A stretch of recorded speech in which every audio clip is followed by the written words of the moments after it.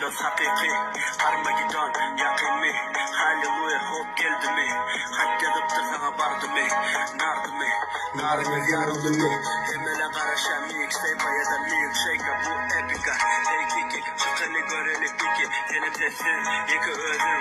Uktun mu ya da büktün mü? Sevdin mi ya da korktun mu? Açtın mı doldun mu ya? Yoktu mu ya? Bazı bu elimin ateşi. Samsun çıkmadı akıllı dişi. Sonsida değiller dişi. Kuku ve şişe başlık geldi. Manayda duran aşık geldi. Boza bariniz çık. Sushi yalı soğuk duşta yalı. Duşun aktan geldi gözümden. Gözlerimiz formasıyla mı yakınlığı? Her gece gelene yanımda görenim kırmızı. Mesela cevap yaratan şuna göre böyle bu gelecek hareket. Elbet masallarının ucunu tutar hareket. Dini özüm üçün del bu bereket. Yetik özümüz gerek de verdi bu marifet.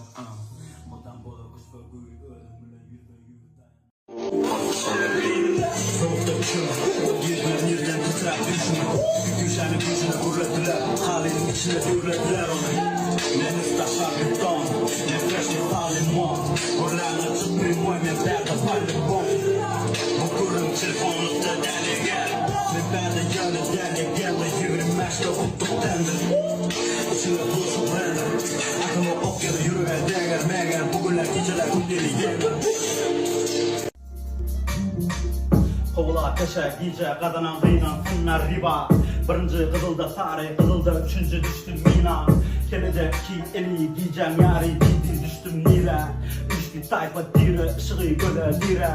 İçine uydunu verdi, bollu geçti, duygu düştü. Nemede mani düşün, fikri beyni deşti.